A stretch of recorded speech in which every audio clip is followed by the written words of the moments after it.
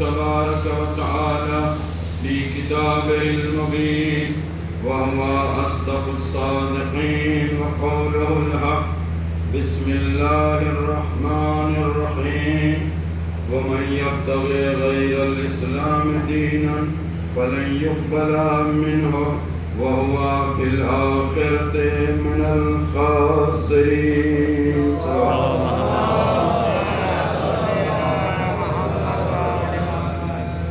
فیضان گرامی، آج اسلام کے تعارف کے عنوان سے 5ویں مجلس ہے کہ دین ہے کیا، دین کی پہچان کیا ہے، دین کی علامت کیا ہے، دین کی نشانی کیا ہے، دین کے سمبلز کیا ہیں. یہ تمام چیزیں آپ کی خدمت میں 4 دن تک عرض کی گئیں، اور ابھی ہمارے پیشوان حضرات جب پڑھ رہے تھے تو ذہن میں بہت عجیب عجیب سی باتیں آ رہی تھیں. مثلا مولانا منظر صاحب نے پڑھا جس کا مفہوم یہ تھا کہ چونکہ میرا موضوع اسی وقت تیار ہوتا ہے جب میں کسی کو سنتا ہوں، جو ماحول ہوتا ہے، جو پیشوان حضرات کرتے ہیں یا مرثیہ خان حضرات، بس اسی وقت موضوع بن جاتا ہے اور جو آتا ہے وہ پڑھ دیا جاتا ہے. مثلا منظر صاحب کا ایک شعر، یہ میں نے پورا ایک کتاب کا ایک چیپٹر پڑھا کہ عرفا جو ہوتے ہیں وہ محرم کا انتظار زیادہ کرتے ہیں، عید کا انتظار کم کرتے ہیں. محرم کا انتظار زیادہ کرتے ہیں کہ محرم کا چاند کب نمودار ہوگا، اور عید کا انتظار کم کرتے ہیں. انہوں نے بھی وہی مفہوم پیش کیا کہ 40 کا انتظار زیادہ رہتا ہے اور عیدین کا انتظار کم رہتا ہے. عزیزو، لیکن انہوں نے ریزن نہیں پیش کیا، اس کا جو تفصیل ہوتا ہے. چونکہ میں نے جو یہ پورا چیپٹر پڑھا ہے، ایک مضمون، ایک آیت اللہ آغا عالی ہیں جنہوں نے اسی کو پورا مضمون جو ہے لکھا ہے کہ کچھ عرفا پرانے زمانے کے عید کا انتظار کم کرتے تھے اور عاشور کا انتظار زیادہ کرتے ہیں. ابھی میں موضوع میرا آج ہے دعا، چونکہ شب جمعہ ہے، لیکن ان لوگوں کے بارے میں ان لوگوں نے جو پڑھا اس کو میں بیان کر دوں. واقعی ایک عجیب بات ہے. تو پوچھا گیا مضمون نگاروں سے کہ آپ کیوں یہ کہتے ہیں کہ عید کا انتظار کم رہتا ہے، عاشور کا انتظار زیادہ رہتا ہے، محرم کا انتظار زیادہ رہتا ہے؟ تو کہا محبوب تک، غور سے جملہ سنیے گا، محبوب تک خوشی منا کے جلدی نہیں پہنچا جا سکتا جتنا محبوب کے لیے قربانی دے کے منزل پہ پہنچا جاتا. آپ اگر پہنچنا چاہتے ہیں اپنے محبوب تک، آپ کا محبوب کون ہے؟ پہلا محبوب آپ کا خدا ہے، دوسرا محبوب کون ہے؟ رسول ہے، تیسرا محبوب کون ہے؟ آل رسول ہے. تو انہوں نے کہا کہ ہم کیوں محرم کا زیادہ انتظار کرتے ہیں؟ انہوں نے ریزن اس میں پیش کیا. اس وجہ سے وہ خوشی کا، عید خوشی کا انتظار ہوتی ہے، لیکن یہاں عاشور اور محرم قربانی دے کے محبوب تک پہنچا جاتا ہے. تو جو قربانی کے جذبات ہوتے ہیں، قربانی سے جتنی اچھی طریقے سے منزل مقصود حاصل ہوتی ہے اتنی خوشی منا کے منزل مقصود نہیں حاصل ہوتی. یہ تھوڑا سا انہوں نے ریزن لکھا.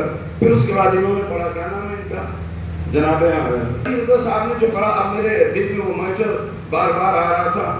انہوں نے پڑھا کہ نام سے پہلے وجود تھا.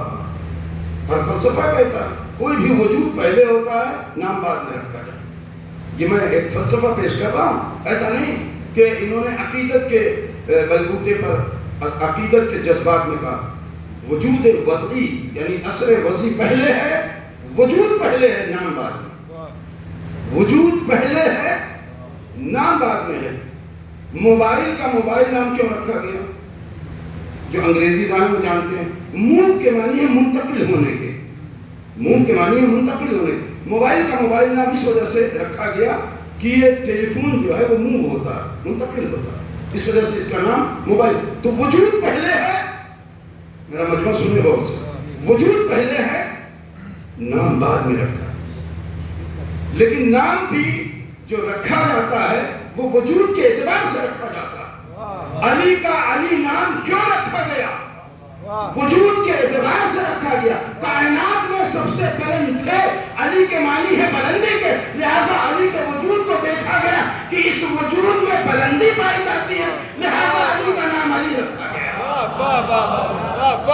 فلسفہ یہ کہتا ہے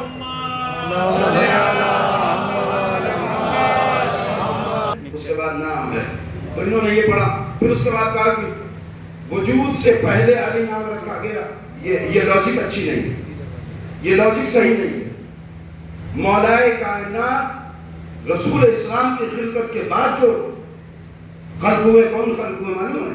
آپ کے نزدیک وجود نہیں تھا اور نام آ گیا، ورنہ کیا معلوم ہے؟ فلسفہ بھی کہتا ہے، تاریخ بھی کہتی ہے، حدیث بھی کہتی ہے، روایت بھی کہتی ہے، نہیں، اول ما خلق اللہ نوری، سب سے پہلے میرا نور خلق کیا، رسول اسلام فرماتے ہیں۔ اور بتاؤں، جب انہوں نے تھوڑا سا وہ عالم اجسام کا تذکرہ کیا تو بس تھوڑا سا مختصر سا آپ کی خدمت میں اس موضوع پہ پڑھ کے، تاکہ ہمارے اس مجمع کو کچھ علم مل جائے، اس کے بعد جو ہے میں اپنے موضوع پر آتا ہوں جو میرا موضوع دعا ہے آج کے دن۔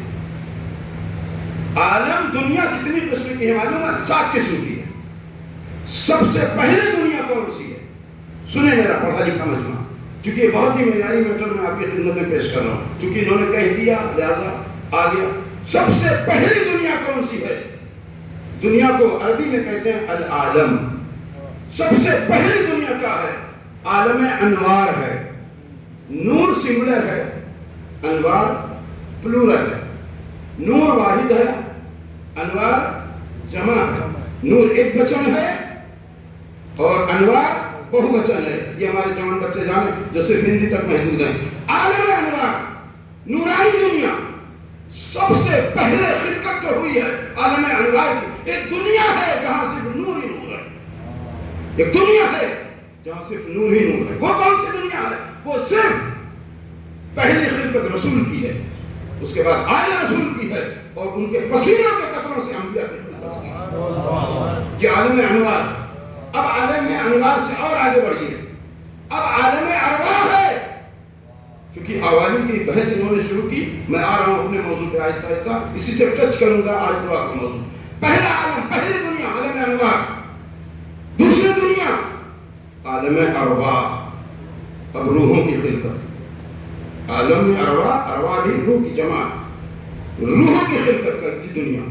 دوسرا عالم، تیسرا عالم، تیسرے عالم میں آپ بیٹھے ہوئے جس کو کہتے ہیں عالم اجسام، جسم کی دنیا، آپ تیسرے عالم میں بیٹھے ہوئے۔ چوتھا عالم، چوتھی دنیا، عالم اجسام کے بعد کیا ہے؟ عالم برزخ۔ چوتھی دنیا عالم برزخ۔ چھٹے امام نے کہا ایک صلوات پڑھیے محمد علیہ۔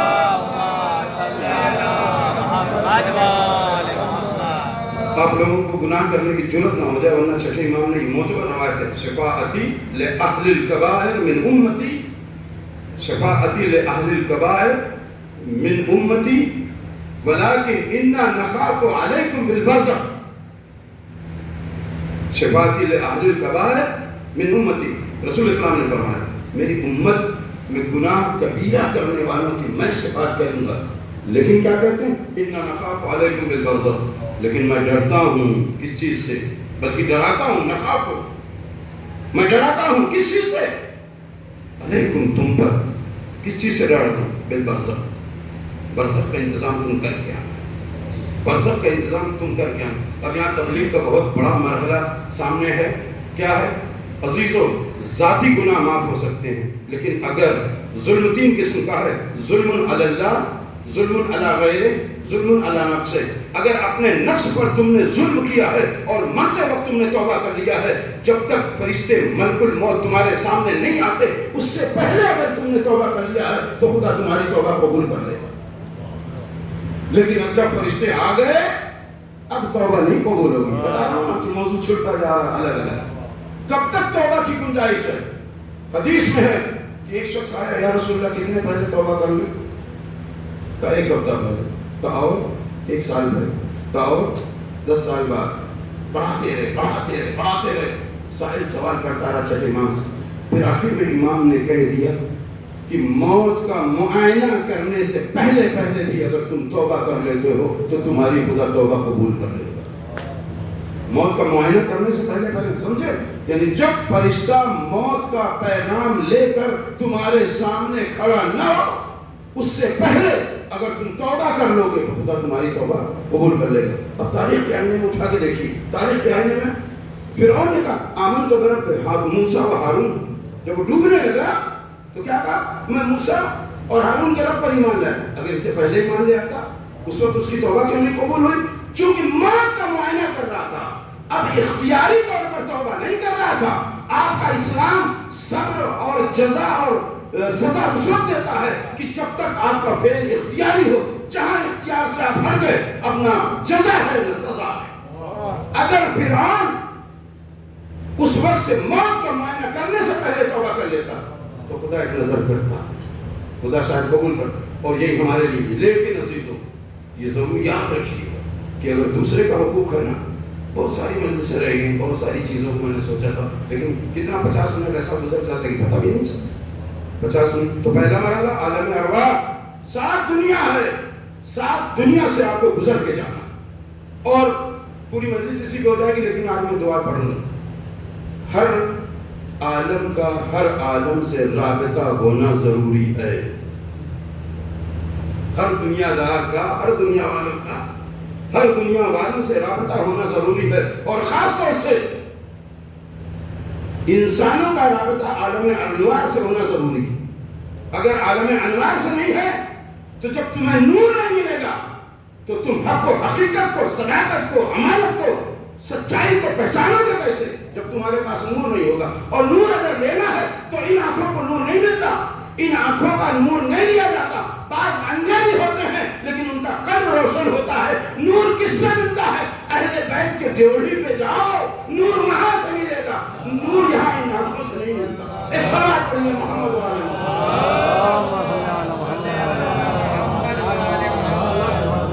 پہلا عالم، پہلی دنیا عالم انوار، دوسری دنیا عالم ارواح، مجمع سمجھ رہا نا، ارواح روح کی جمع۔ تیسری دنیا عالم اجسام، جسموں کی دنیا۔ چوتھی دنیا عالم برزخ۔ پانچویں دنیا عالم حشر و نشر، سب کو جمع کر دے گا خدا بندے انکم الینا ترجعون، تم ہماری طرف بلائے جاؤ گے۔ اگر نہیں آنا چاہو گے تو بھی کیا ہو؟ بلائے جاؤ گے، ایسا ہی نہیں، انکم الینا ترجعون، بلائے جاؤ گے۔ عالم حشر و نشر۔ اب کہہ ہوئی 5، چھٹی دنیا سنیے، عالم حساب۔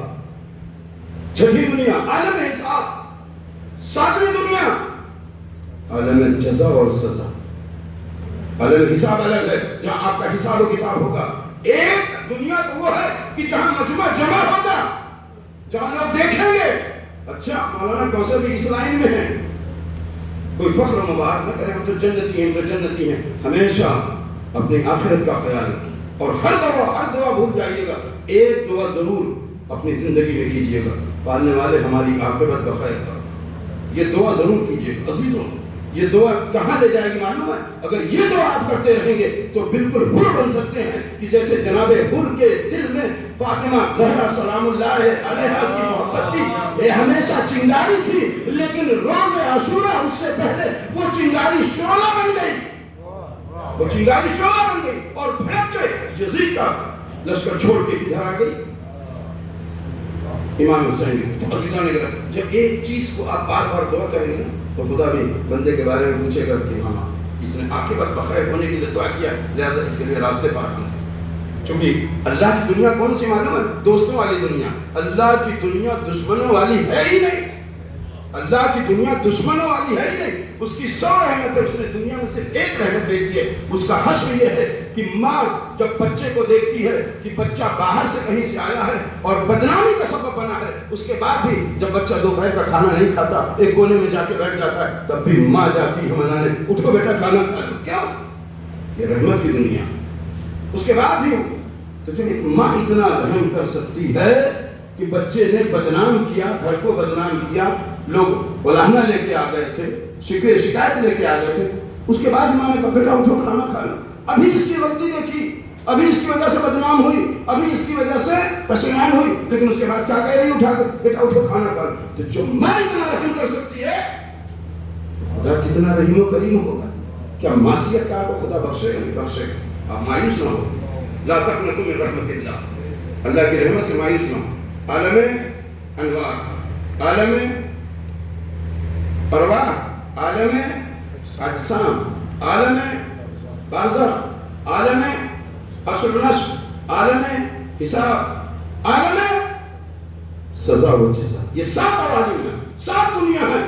اور اگر اسی کو مجلس پڑھی جائے تو کہتے ہیں کہ ہر ایک کا ایک سے رابطہ، اور اگر کسی نے رابطے کو برقرار نہیں رکھا تو وہ دنیا میں بھی ہلاک ہو جائے گا اور آخرت میں بھی ہلاک ہو جائے گا. اس کی ایک تھیوری ہے پوری کہ ہر دنیا والوں سے رابطہ رکھنا ضروری ہے. عزیزان کرام، تو یہ کیسے ہوگا؟ یہ جب آپ دعا کریں گے، خدا سے لو لگائیں گے، اپنے عاقبت بخیر ہونے کی دعا کریں گے. آج ہمارا موضوع دعا، کل ہی سے میں نے یہ موضوع دے دیا تھا، لیکن یہ تو ان لوگوں کو پڑھنے کی وجہ سے بات آ گئی تو لہٰذا میں نے کہا. عزیزان کرام، دعا آپ کو یہ حدیث بتا کے آگے بڑھتا ہوں. علامت المومن خمس، چونکہ کل 40 ہے، کل بہت غم کی تاریخ ہے. علامت المومن خمس، مومن کی علامت، مومن کی نشانی کیا ہے؟ علامت کے معنی ہمارے بچے جانتے ہیں نا، علامت یعنی نشانی. علامت المومن خمس، مومن کی علامت 5. پہلی علامت صلاۃ الخمسین، صلاۃ الخمسین، 50 رکعت کی نماز پڑھتے ہیں. اب جا کے آپ حساب کیجئے، بعض نے 51 کہا ہے، بعض نے 50 کہا. 50 سے 51 کیوں کہا ہے؟ وہ اس کے نافلے کی، عشاء کے نافلے کی وجہ سے. صلاۃ الخمسین پہلی علامت، آپ اپنے اندر دیکھیے گا. دوسری روایت اور دوسری علامت زیارت الاربعین، زیارت الاربعین، 2 علامت. تیسری علامت کیا ہے؟ تیسری علامت ہے تعفیر الجبین. پہلی علامت 51 رکعت نماز پڑھتے ہیں، 50 رکعت. دوسری علامت زیارت 40 پڑھتے ہیں. تیسری علامت کیا ہے؟ تعفیر الجبین، خاک پر پیشانی رکھتے ہیں. یہ مومن کی علامت. 3. چوتھی، اب یہاں کچھ لوگوں کے اعتراض ہو جائے لیکن میں پڑھوں گا جو روایت میں. التختم بالیمین، التختم بالیمین، داہنے ہاتھ میں انگوٹھی پہننا. اور نقل کروں میں آپ کو تحفۃ العقول سے روایت. تحفۃ العقول میں یہ روایت ہے کہ انگوٹھی کن انگلیوں میں پہننا چاہیے. علماء حضرات 5 میں پہنتے ہیں. معلوم ہے تحفۃ العقول میں کیا ہے؟ تحفۃ العقول میں یہ ہے کہ لا تؤر الخنصر، لا تؤر الخنصر، یعنی خنصر کو کبھی خالی نہ رکھیے. خنصر کس کو کہتے ہیں؟ اس کو کہتے ہیں. یہ تحفۃ العقول میں روایت ہے کہ خنصر کو کبھی خالی نہ رکھیے. اس کے بعد کیا کہا ہے؟ لا تختم بالسبابہ والوسطی. عزیزو مجلس بڑی ہو جائے گی، سنتے رہیے. لا تختم بالسبابہ والوسطی، انگوٹھی نہ ان انگلیوں میں پہنی ہے، بیچ والی انگلی میں، بالسبابہ. آپ دیکھیے غور کیجیے. لیکن ہمت ہی نہیں پڑتی کسی کو کہنے کی. مولوی بھی اب نہیں کہتا، پہن رہے ہیں. اب تو مثلا ہمارے دوست منظر صاحب بیٹھے ہوئے ہیں، اگر منظر صاحب کو بھی ہم دیکھیں گے تو آج کل کے لوگ ایسے ہوئے ہیں اپنے دوست سے نہیں کہہ پاتے. اتنی رعایت آپ کیوں کرتے ہیں؟ اتنی رعایت آپ نے کی. آپ کہیے جو روایت، چاہے کوئی عمل کرے یا نہ کرے. رسول اسلام کے لیے کہا کہ وما علینا الا البلاغ، ہمارا کام تھا پہنچانا، ہم نے پہنچا دیا، عمل کرنا تمہارا کام. میں روایت پڑھ رہا ہوں. لا تختم بالسبابہ والوسطی، نہ بیچ کی انگلی میں انگوٹھی پہنی ہے، ولا سبابہ، سبابہ اس کو کہتے ہیں کلمے کی انگلی. یہ روایت ہے. تو پھر العقول میں اٹھا کے دیکھیے. پوچھا گیا کیوں ایسا؟ تو روایت میں ہے کہ قوم لوط کی علامت تھی، جو وسطی اور سبابہ میں انگوٹھی پہنتے تھے اور قبا کے بٹن کو، کرتے کے بٹن کو، پیراہن کے بٹن کو کھول کے چلتے تھے. آج کل ہمارے یہاں جوان بٹن کھول کے چلتے ہیں. یہ علامت ہوتی ہے کہ نہیں؟ عزیزاں یہ غلط علامت، غلط. ایک صلوات پڑھیے محمد والے محمد.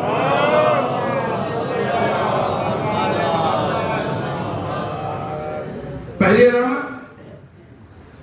صلاۃ الخمسین، دوسری علامت زیارت الاربعین، تیسری علامت التعفیر بالجبین، چوتھی علامت تختم بالیمین، پانچویں علامت الجہر بسم اللہ، بسم اللہ الرحمن الرحیم کو بلند آواز سے پڑھنا. اچھا نماز کتنے قسم کی؟ نماز 2 قسم کی، ایک جہری ہے ایک فاتحی ہے. کچھ نمازیں فاتحہ ہیں یعنی جو خاموشی سے پڑھی جاتی ہیں، اور کچھ نمازیں ایسی جو بلند آواز سے، لیکن بسم اللہ الرحمن الرحیم دونوں نمازوں میں بلند آواز سے پڑھنا چاہیے۔ یہ 5 علامتیں کس کی ہیں؟ مومن کی۔ اب جا کے ہم اس کو اپنے اندر تلاش کریں۔ میرا کہنا تھا فرض ہم نے کہہ دیا، اب اپنے اندر آپ جج کیجئے، اپنے اندر سرچ کیجئے ان 5 علامتوں میں سے ہمارے یہاں کتنی علامت پائی جاتی ہے۔ اور یہ ایک عجیب بات آ گئی ہے، جو ہمارے اور اسلام کے جب مزاج میں ٹکراؤ ہوتا ہے نا، تو سچ اس وقت دیکھنا چاہیے کہ ہم اسلام والے ہیں کہ نہیں۔ تمہارے اسلام کے مزاج میں اور تمہارے مزاج میں جب ٹکراؤ ہو تو تم کس مزاج کو ترجیح دو گے؟ اگر اسلام کے مزاج کو ترجیح دو گے تب تم مسلمان ہو، اگر اپنے مزاج کو ترجیح دو گے تو تم اسلام والے نہیں ہو، نفس پرست ہو۔ تم دین پرست نہیں ہو، پھر کیا ہو؟ نفس پرست۔ یہ پوری بحث ہے، نفس پرست اور دین پرست۔ نفس پرست کون؟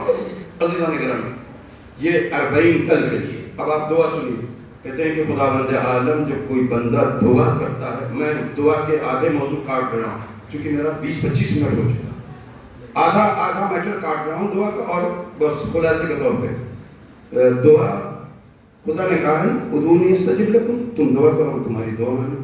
اچھا تو دعا پوری کیوں نہیں ہوتی؟ دعا پوری کیوں نہیں ہوتی؟ بعض روایت میں ہے، یہاں علماء بیٹھے ہوئے ہیں، بعض روایت میں ہے، بعض جگہوں پہ ہے۔ گرمی کا احساس نہ کیجیے، مجھے بھی گرمی لگ رہی ہے، آپ سے زیادہ کپڑا پہنے ہوئے۔ بعض دعا قبول کیوں نہیں ہوتی؟ بعض دعا قبول نہیں ہوتی، کہتے ہیں جو 40 دن، پتہ چلا مولانا اور محمد صاحب نے جمعہ خطبے میں کہہ دیا 40 دن تک اگر تم ذات عاشورہ پڑھو گے تو تمہاری دعا ضرور قبول ہوگی۔ اب پتہ چلا اس بیچارے نے 40 دن تک بڑی محنت سے ذات عاشورہ پڑھی، دعا قبول نہیں ہوئی۔ مولانا صاحب آپ نے تو یہ کہا تھا، مولانا صاحب آپ نے تو یہ کہا، اچھا جاؤ 40 دن نماز شب پڑھو تمہاری دعا ضرور قبول ہوگی۔ 40 دن اس نے نماز شب پڑھی، پھر اس کے بعد دعا قبول نہیں۔ اور آگے بڑھ کے کہوں، بعض ادعیہ اور اعمال کی کتابوں میں 4تھے امام، 6ٹھے امام، 8ویں امام سے منقول ہے کہ تم یہ عمل کرو، اگر تمہاری دعا قبول نہ ہو تو ہم پر لعنت کرنا۔ بہت بہت سننا یہ میٹر، چونکہ یہ میٹر آپ کو کہیں نہیں ملے گا۔ تو میں اپنی بلندی ایک صلوات پڑھیے محمد وعلی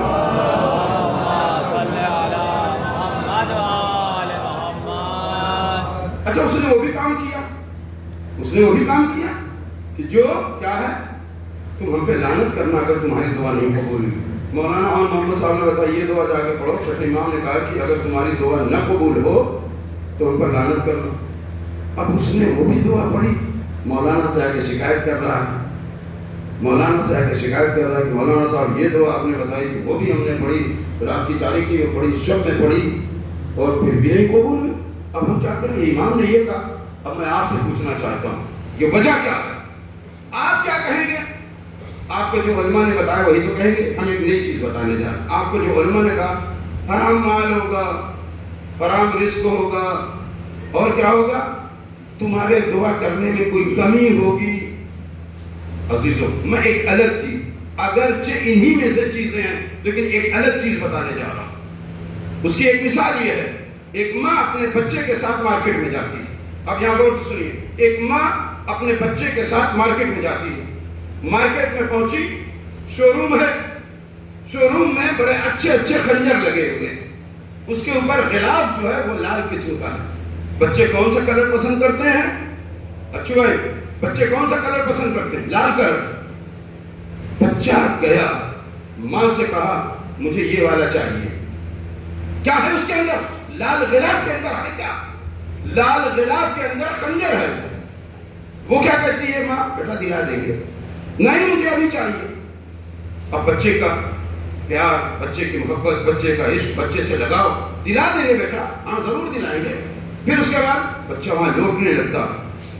اب ایک شخص آتا ہے اور کہتا ہے، جس کی مثال میں اہل بیت سے دیتا ہوں، ایک شخص آتا ہے اور کہتا ہے کہ مجھے تو چاہیے، اور دوسرا آتا ہے ارے بھائی دلا دو جو مانگ رہا ہے۔ تو ماں کیا کہے گی؟ ارے یہ تو یہ مانگ رہا ہے نا، میں کہیں لے چل رہا ہوں آپ کو، یہ تو یہ مانگ رہا ہے۔ تو کہا کہ ہاں یہ تو یہ مانگ رہا ہے، یہ نہ دلانا۔ کس نے کہا؟ جو اس کا اور دونوں کو چاہنے والا تھا، دونوں کو، آپ کو اور آپ کی دعا کو اور دینے والے کو چاہنے والا کون ہے؟ اہل بیت ہے۔ اہل بیت بھی اس چیز میں شریک ہے۔ اہل بیت وسیلے مستجابت دعا ہے۔ سمجھ رہے ہیں آپ؟ کتنا بڑا فلسفہ آپ کی خدمت پیش کر رہا ہوں۔ جو آنے والا وہ بھی کہتا ہاں نا یہ نہ دلانا. اب اس نے کیا کہا ماں نے؟ آخر میں جب بہت تھک گئی گود میں لیا اور کہا بیٹا یہ لکھ لے کہ آج نہیں تجھے کل دلاؤں گی. اسی طریقے سے عزیزو خدا ہے. ابھی پورا فلسفہ میرا نہیں ہے, ابھی پورا فلسفہ میں نے پیش نہیں کیا. اسی طریقے سے خدا ہے. خدا جب اس نے کہا ہے ادعونی استجب لکم, تم دعا کرو ہم تمہاری دعا قبول کریں گے, تو خدا دعا قبول کرتا ہے. خدا نے اپنے بندوں سے کبھی نہ نہیں کہا, کبھی بھی نہ نہیں کہا. کیوں؟ نہ دینے والا وہ کہتا ہے کہ جو تم مانگو اس کو دینے سے سامنے والا عاجز ہو. خدا عاجز نہیں ہے, پھر کیوں نہیں دے رہا؟ نہیں, تمہاری کیپیسٹی کو دیکھ رہا ہے, تمہاری لیاقت کو دیکھ رہا ہے, تمہاری صلاحیت کو دیکھ رہا ہے. تو کیا ہے؟ پتہ چلا ماں نے کہا نہیں بیٹا. تو ماں کہتی کیا؟ بیٹا وعدہ کرتی ہوں کہ دلاؤں گی لیکن آج نہیں. کیوں؟ اس لیے کہتی ہے بیٹا آج دلا دیں گے. اس کے ذہن میں یہ تصور ہوتا ہے, ماں کے ذہن میں یہ خیال ہوتا ہے کہ اگر یہ خنجر آج اسے دلا دوں گی تو دوسروں کا گلا کاٹنے کے بجائے اپنا گلا کاٹ لے.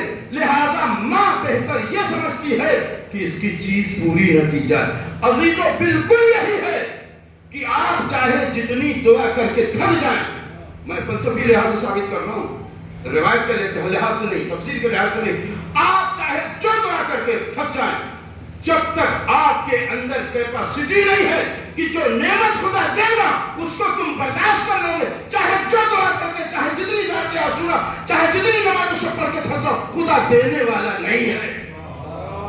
خدا دینے والا نہیں. کیوں؟ پہلے اپنے اندر کیپیسٹی پیدا کی. جیسے یہ بچہ, ماں نے کیا کہا؟ بیٹا دلائیں گے لیکن آج. کیوں؟ کب دلاؤ گی؟ اس وقت دلائیں گے جب تمہارے اندر صلاحیت ہو جائے, جب تم تمیز کر سکو کہ یہ خنجر ہے اس کو کہاں استعمال کیا جائے. جو نعمت خدا دے گا اپنے اندر جب آپ نے کیپیسٹی پیدا کر لیا کہ ہاں ہمارا مزاج ایسا بن گیا ہے, اب خدا دے گا. ورنہ چاہے جتنی, اگر خدا جانتا ہے تمہارے زمینوں کو, تمہارے دلوں کو جانتا ہے, تمہاری کیپیسٹی کی, تمہاری ظرفیت کو جانتا ہے کہ اگر یہ چیز ہم اسے دے دیں گے تو اس کے اندر برداشت کرنے کی صلاحیت نہیں, تو لہذا خدا نہیں دیتا. اور بتاؤں یہ کیوں کہا مولانا محمد صاحب نے کہ 40 دن تک آپ یہ دعا کیجئے. کبھی اس کا فلسفہ آپ نے معلوم کیا کسی مولوی سے معلوم؟ یہ ورد 40 دن تک کرو گے تب تمہاری دعا قبول ہوگی. عزیزو یہ ائمہ کی روایت ہے کہ 40 دن, صرف اس وجہ سے آپ کو مان نہیں لینا چاہیے, ائمہ نے کہا لہذا ہم ہر چیز کا فلسفہ تلاش کریں. 40 دن کیوں کہا معلوم ہے؟ 40 دن اس لیے کہا کہ آج تمہارا اس مزاج ایسا مزاج نہیں ہے کہ جو تمہاری دعا قبول ہوگی تو تم اس نعمت کی ظرفیت اپنے اندر رکھتے ہو. 40 دن میں تمہارا مزاج خدا ایسا بنا دینا چاہتا ہے, سمجھ رہے آپ کیا کہہ رہا ہوں؟ 40 دن میں خداوند عالم تمہارا مزاج, تمہارے سینے میں جگہ اتنی بنا دینا چاہتا ہے کہ جب تمہاری دعا قبول ہو تو تم اس نعمت کو برداشت کر سکو, تم پگلا نہ جاؤ خدا کی نعمت پا کر. ایک صلوات پڑھیے محمد والے محمد.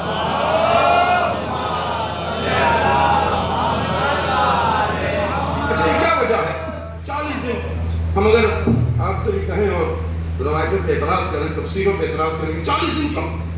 سورہ یاسین آپ لوگ تلاوت کرتے ہیں نا, اذا اراد شیئا ان یقول له کن فیکون. جب خدا کسی چیز کے لیے ارادہ کر لیتا ہے تو اس کو کیا کرتا ہے؟ ان یقول له کن فیکون, کہتا ہے ہو جا تو وہ کہے ہو جا. یہ بندے کے لیے کیوں نہیں؟ تو گڑ گڑا کے مانگ رہا ہے نا, تم گڑ گڑا کے مر جاؤ. لیکن جب تمہارے اندر صلاحیت دیکھے گا, کیپیسٹی دیکھے گا, ظرفیت دیکھے گا کہ یہ نعمت اس کو دیں گے تو یہ اس نعمت کو برداشت کر سکے گا, اس نعمت کے وزن کو اٹھا سکے گا, تب دے گا. تو خدا یہ 40 دن تو کہتا ہے, کیوں معلوم ہے؟ 40 دن تک نماز سے پڑھو. نہیں, تمہارا مزاج آج خراب ہے, 40 دن میں تمہارا مزاج اس لائق ہو جائے گا کہ خداوند عالم جو نعمت دے گا تم اس نعمت کو برداشت کر سکو. یہ فلسفہ عزیزان اکرام, ورنہ معلوم اور کوئی فلسفہ نہیں ہے. 40 منٹ ہو چکے, اب کوئی فلسفہ نہیں ہے. اب میں ایک دوسری مثال دیتا ہوں, ایک واقعے اور اس کے بعد ربط مسائل. ایک صلوات پڑھیے محمد والے.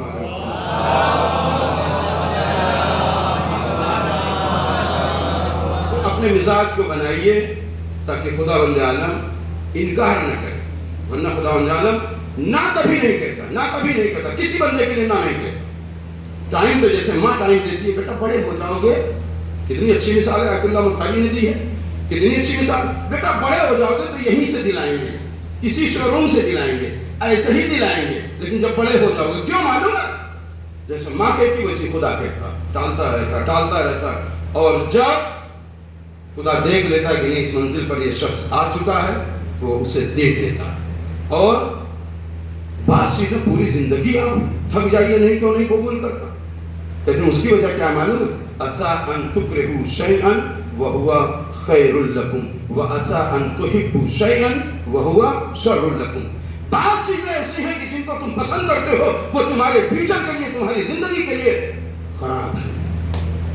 بعض چیزیں جس سے تم نفرت کرتے ہو وہ چیزیں تمہارے لیے کیا ہیں؟ فیوچر کے لیے، مستقبل کے لیے، آئندہ زمانے کے لیے وہ کیا ہے جس سے نفرت کرتے ہو وہ اچھی. تو خدا تمہارے مزاج پہ نہیں چلتا، خدا تمہارے مزاج پہ نہیں چلتا، خدا اپنے مزاج پہ چلتا. خدا جب دیکھے گا کہ اس شخص کے لیے اس میں بھلائی ہے وہی کرے گا. آپ سر پٹک کے مر جائیے، جس میں تمہاری بھلائی ہوگی وہی کرے گا. اچھا یہ کیا فلسفہ ہے؟ جھوٹ بولنا سب سے بڑا گناہ ہے کہ نہیں؟ اور جھوٹ بولنا دوسری روایت میں سب سے بڑا فائدہ ہے. یہ کیا اللہ میاں دو چیز، ایک ہی چیز کو ایک جگہ برا کہہ رہا ہے ایک جگہ اچھا کہہ رہا ہے، یہ کیا مطلب ہے؟ اچھا ہے کہ نہیں روایت میں کہ جھوٹ بولنا سب سے بڑا گناہ ہے، حتیٰ بالمزاح، یہاں تک کہ مزاح میں بھی جھوٹ نہ بولے. اور دوسری جگہ کہتا ہے کہ جتنا جھوٹ بولنے سے ہم نفرت کرتے ہیں اتنا ہی وہی جھوٹ جب دوسری جگہ بولا جائے تو اس جھوٹ سے ہم محبت کرتے ہیں. یہ کیا مطلب؟ اس کا مطلب کیا؟ اس کا مطلب یہ ہے کہ اگر ایک جھوٹ سے تمہاری زندگی میں خلل واقع ہوتا ہے، تمہاری زندگی خراب ہوتی ہے تو وہ جھوٹ تمہارے لیے برا ہے. لیکن اگر اسی جھوٹ سے تو مومن آپس میں مل جاتے ہیں تو وہ جھوٹ تمہارے لیے اچھا ہے. جب تمہارے لیے اچھا ہے تو ہمارے لیے بھی اچھا ہے. ہم تم پر حکومت نہیں کرنا چاہتے، ہماری حکومت تمہاری بھلائی کے لیے ہے. ایک صلوات پڑھیے محمد والے محمد.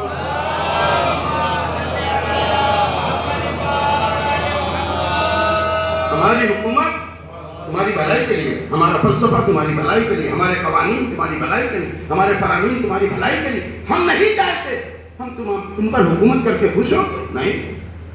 خدا کہتا ہے کہ مولا کائنات فرماتے ہیں نہج البلاغہ میں اٹھا کے دیکھیے کہ اگر یہ کائنات کی ساری مخلوق معصیت کار بن جائے تو ہم اپنی فرما برداری کے لیے دوسری مخلوق خلق کریں. اٹھا کے دیکھیے اگر یہ معصیت کار بن جائے، گنہگار بن جائے تو یہ ختم ہو جائے تو ہم دوسری مخلوق خلق کریں. اتنا قادر ہے، اتنا توانا، اتنا عالم ہے. تو عزیزان گرامی، لیکن ایک فلسفہ اور یاد رکھیے، بس اسی فلسفے کو آپ کی خدمت عالیہ میں عرض کر کے ربط مسائل اور ٹائم ہوگا. یقین ہونا چاہیے جب دعا کریں، جب دعا کریں تو یقین ہونا چاہیے. آیت اللہ جواد عاملی ایک عجیب مثال دیتے ہیں، کہتے ہیں کہ بعض لوگ اللہ میاں سے بات کرتے ہیں اور ذہن ادھر ادھر رہتا ہے. تو اس کی مثال دیتے ہیں کہ جیسے ایک آدمی ایک بچے سے جب بات کرتا ہے اور بچے سے وہ آدمی متوجہ نہیں ہوتا، بات کرتا ہے تو بچہ کہہ دیتا ہے کہ انکل آپ ہم سے بات کر رہے ہیں، ادھر ادھر کیوں دیکھ رہے ہیں، ادھر ادھر کیوں دیکھ رہے ہیں. جب بچہ یہ کہہ دیتا تو خدا کیا نہیں کہے گا کہ تم بات ہم سے کر رہے ہو اور ذہن میں دوسرے خیالات آ رہے ہیں. لہذا ایک یقین کی منزل ہونی چاہیے جب آپ دعا کریں. جب دعا کریں تو یقین کی منزل ہونی چاہیے. کیسے؟ کتنا یقین ہو. کہتے ہیں کہ کسی زمانے میں قحط پڑا اور جب قحط پڑا تو لوگ پریشان حال ہوئے. علماء سے پوچھا گیا کہ قحط ہو رہا ہے، قحط پڑ رہا ہے، بارش نہیں ہو رہی ہے، اناج نہیں ہو رہا ہے، فصل نہیں اگ رہی ہے، کیا جائے؟ تو علماء نے کیا بتایا؟ غور سے سنیے گا یہ واقعہ، بس اس کے بعد ربط مسائل. تو علماء نے کہا نماز استسقاء پڑھی جائے. یہ ہمارا مجمع جانتا ہو چونکہ سمجھدار مجمع ہے، احکام شرعیہ سے تو سمجھدار ہے ہی ہے. ہاں تو کہا نماز استسقاء پڑھی جائے. مولوی نے بتایا نماز استسقاء پڑھی جائے. اب جو علماء تھے سب گئے. نماز استسقاء کہاں پڑھی جاتی؟ معلوم ہے صحرا میں پڑھی جاتی، پابا رہنا پڑھی جاتی. پابا رہنا تو ہر نماز پڑھی جاتی، سر کا رہنا پڑھی جاتی ہے نماز، جنگل میں پڑھی جاتی، بیابان میں پڑھی. علماء لے کے اپنی قوم کو، اپنی ملت کو لے کے گئے. ادھر نماز استسقاء ہوئی اور نماز استسقاء پڑھنے کے بعد بارش شروع ہو گئی. میں اسی واقعے سے ربط مسائل کروں. نماز استسقا جیسے پڑھی، جو روایت میں کہ نماز استسقا پڑھیں گے تو بارش ہوگی، نماز استسقا پڑھی گئی اور نماز استسقا پڑھنے کے بعد جیسے لوگ فارغ ہوئے بارش شروع ہو گئی۔ اب جتنے لوگ گئے تھے، فاسق، فاجر، مومن، متقی، پرہیزگار، زمیندار، چودھری، غریب، امیر، سب کہہ رہے تھے ہماری دعا قبول ہو۔ اچھا، کہنے کا حق بھی ہے کہ ہماری دعا قبول ہو گئی، اور دیکھو یہ کیا کہتے ہیں، یہ بارش ہونے لگی۔ وہاں چند علماء بیٹھے ہوئے تھے، اس میں ایک عارف بیٹھا ہوا تھا، سب اپنی اپنی کام میں لگے ہوئے۔ مولانا صاحب دعا قبول ہو گئی، دعا قبول ہو گئی، گھنگھور گھٹا آئی اور بارش ہونے لگی۔ تو جو عارف بیٹھا تھا نا، عارف کا مطلب کل میں بتا چکا ہوں، عارف یعنی جو خدا کی معرفت رکھنے والا، اس نے کہا تمہاری دعا نہیں قبول ہوئی، تمہاری دعا نہیں قبول ہوئی۔ بس میں نتیجے پہ جانا چاہتا ہوں کہ دعا جب کرو تو یقین کے ساتھ کرو، تب تمہاری دعا قبول ہوگی۔ کہا تمہاری دعا نہیں قبول ہوئی، تو کہا مولانا صاحب کیسی بات کر رہے، اگر ہماری نہیں قبول ہوئی تو کس کی قبول ہوئی؟ وہ فلاں جو یہ کرتا ہے، وہ فلاں جو وہ کرتا ہے، اس کی ہم ہی لوگوں کی تو دعا قبول ہوئی۔ تو کہا نہیں، نہ اس کی نہ تمہاری، پھر کس کی دعا قبول ہوئی؟ بڑے غور سے عزیزان گرامی نتیجہ دینا چاہتا ہوں۔ کہا اس لڑکے کی دعا قبول ہوئی، اس بچے کی دعا قبول ہوئی۔ اب آپ سوچ رہے ہوں گے کہ بچے کی وجہ سے نہیں، اس بچے کی وجہ سے دعا قبول ہوئی۔ کون؟ کس بچے کی وجہ سے؟ کہا تم نے دیکھا نہیں تھا کہ ایک بوڑھا شخص تھا، اس کے پاس ایک بچہ آیا تھا، اس بچے کے ہاتھ میں چھاتا تھا۔ نہیں سمجھا میں؟ اس بچے کے ہاتھ میں چھاتا تھا۔ کہا اس بچے کی وجہ سے دعا قبول ہوئی، اس لیے کہ جب وہ بوڑھا باپ اپنے گھر سے چل رہا تھا تو بیٹے نے پوچھا بابا کس لیے جا رہے؟ کہا بابا کس لیے جا رہے؟ تو بیٹے سے کہا بابا نے کہ نماز استسقا کے لیے جا رہے۔ یہ نماز استسقا کیا ہوتی ہے؟ نماز استسقا پڑھتے ہیں تو بارش ہوتی ہے، نماز استسقا کا یہ نتیجہ ہے۔ اس بچے کو اتنا یقین تھا کہ بابا جب چل رہے ہیں بارش ہوگی تو چھاتا لے کے چلو، تو چھاتا لے کے چلو۔ تو اس بچے پر خدا پر اتنا یقین تھا، اس کی وجہ سے بارش ہوئی ہے، تمہاری وجہ سے بارش ہوئی۔ تو جب دعا کرو تو خدا سے یقین کر کے دعا کرو، خدا تمہاری دعا قبول کرے گا۔ ایک صلوات پڑھیے محمد والا۔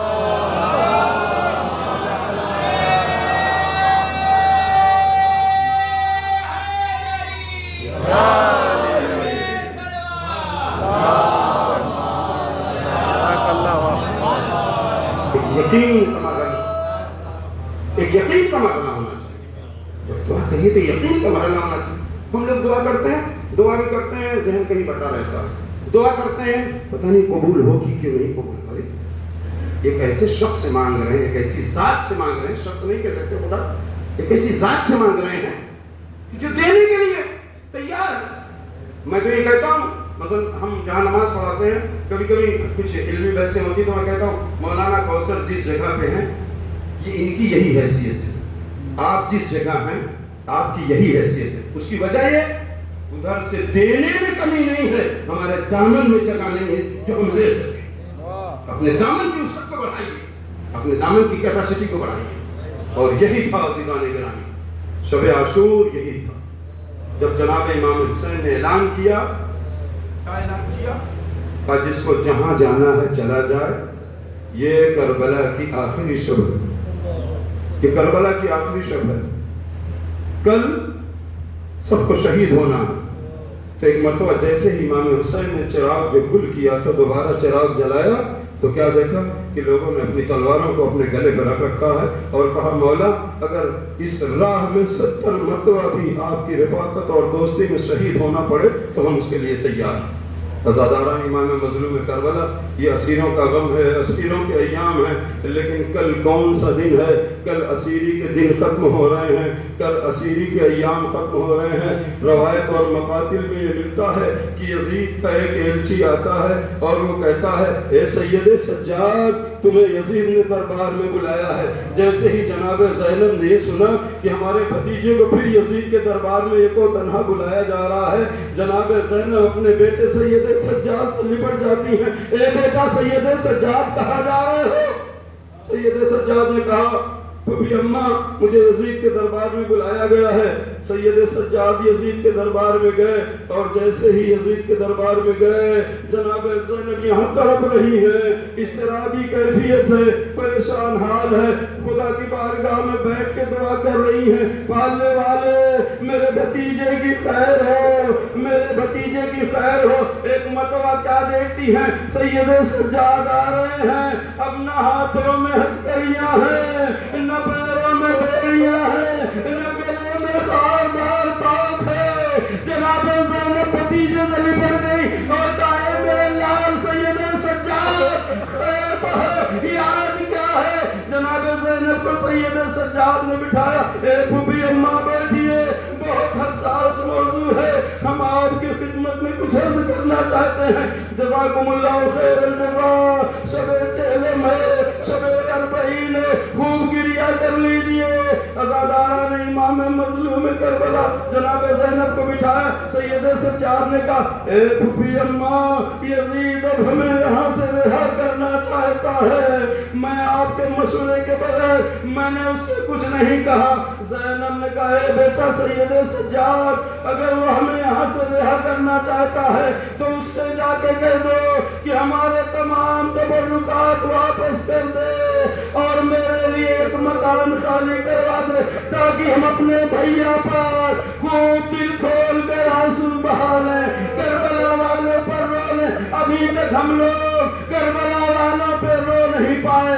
عزاداران امام مظلوم کربلا اسیری کے ایام ختم ہو گئے، یہ پیغام یزید تک پہنچا، یزید کے دربار سے تمام تبرکات آ گئے۔ جب تبرکات کو دیکھا گیا، ایک مرتبہ سر حسین کو دیکھا گیا، ایک مرتبہ سر علی اکبر کو دیکھا گیا، پھر اس کے بعد ایک انگوٹھی آئی، زینب نے لیا، ارے یہ تو میرے بھیا کی انگوٹھی ہے۔ سید سجاد نے کہا ہاں پھوپھی اماں یہ وہ انگوٹھی ہے کہ جب انگوٹھی اتر نہیں رہی تھی تو میرے بابا چنگلیوں کو ظالم نے کاٹا اور انگوٹھی کو اتارا۔ تمام تبرکات آ گئے، لیکن ایک مرتبہ جناب زینب نے جب چادر کو گنا، چادر تطہیر، لیکن جب تمام چادروں کو الگ کیا ایک ننھی سی چادر آئی، زینب نے چادر اٹھایا، اے رباب یہ تمہاری بیٹی سکینہ کی چادر ہے۔ رباب توڑ کے اس چادر کو لیتی ہے، زینب کی قبر پر سکینہ کی قبر پر پہنچ جاتی ہے، اے میری لال، اے میری بیٹی سکینہ تمہیں مدینہ جانے کا بہت شوق تھا، چلو کیا مدینہ نہ چلو گی؟ قبر سکینہ سے لپٹ کر رباب کہتی ہے اے میری لال، اے میری بیٹی ہم سب مدینہ جا رہے ہیں۔ غرض ہماریاں تیار ہو گئی، تمام بیویاں ہماریوں میں بیٹھ گئی۔ جب سید سجاد نے ایک ایک ہماری کو دیکھنا شروع کیا تو دیکھا کہ ایک ہماری خالی ہے۔ وہ کون سی ہماری خالی ہے؟ زینب نے کہا وہ ہماری بابی جان رباب کی خالی ہے۔ سید سجاد نے کہا ارے اماں رباب کہاں ہے؟ زینب نے جب تلاش کرنا شروع کیا تو کیا دیکھا؟ تعویذ قبر سکینہ سے رباب لپٹی ہوئی ہے اور کہہ رہی ہے اے بیٹی سکینہ کیا تم مدینے نہ چلو گی؟ زینب نے سمجھانا شروع کیا۔ زینب سے رباب نے کہا اے شہزادی میں مدینے جا کے کیا کروں گی؟ علی اصغر میرا سسما کربلا میں ہے، میری بیٹی سکینہ یہاں ہے، مجھے یہی رہنے دو، جاؤ تمہیں مدینہ